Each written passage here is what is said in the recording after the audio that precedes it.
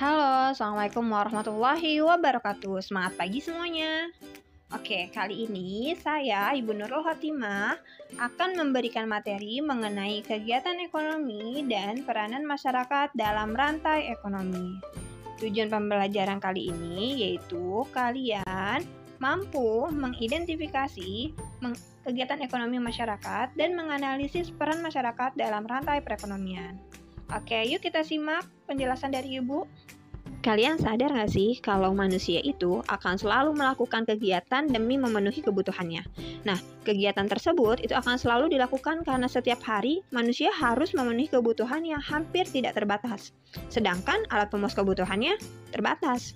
Oleh karena itu, manusia akan melakukan kegiatan ekonomi setiap harinya agar segala kebutuhannya itu dapat tercukupi. Kegiatan manusia yang dilakukan dalam rangka memenuhi kebutuhannya itu dibagi menjadi 3, yaitu produksi, distribusi, dan konsumsi. Nah, sekarang Ibu mau tanya nih, kalian pernah nggak melihat ibu kalian memasak makanan untuk kalian? Nah, kegiatan ibu kalian itu bisa dibilang sebagai kegiatan produksi. Produksi itu adalah kegiatan untuk menambah manfaat suatu barang atau menciptakan barang baru untuk memenuhi kebutuhan manusia.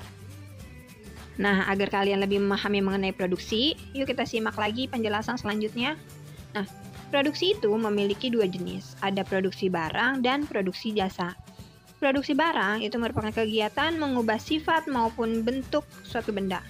Contohnya misalnya produksi roti, produksi pakaian, dan lain-lainnya.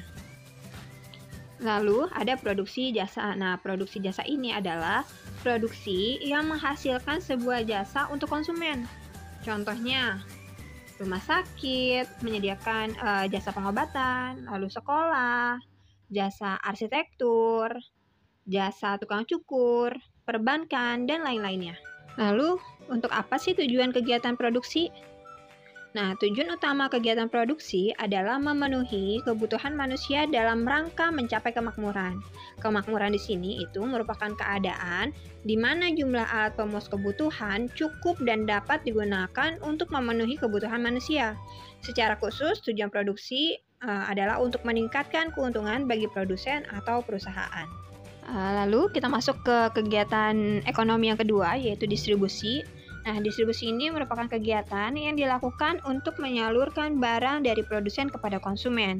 Nah, kegiatan penyaluran barang ini atau distribusi bisa dibedakan menjadi 3. Ada distribusi secara langsung, distribusi semi langsung, dan distribusi tidak langsung.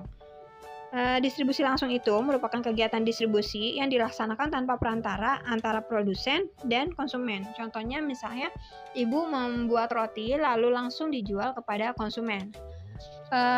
Yang kedua ada distribusi semi langsung. Ini merupakan kegiatan distribusi di mana produsen mendistribusikan barang dan jasanya kepada konsumen melalui perantara yang merupakan bagian dari produsen. Contohnya misalnya Samsung menjual produknya melalui Samsung Center. Nah, itu merupakan contoh dari distribusi semi langsung. Yang ketiga ada distribusi tidak langsung. Distribusi tidak langsung ini merupakan kegiatan distribusi di mana produsen mendistribusikan barang dan jasanya melalui perantara. Nah, perantara tersebut bisa berupa agen, minimarket, pasar, dan pedagang kecil. Kegiatan ekonomi yang ketiga yaitu konsumsi.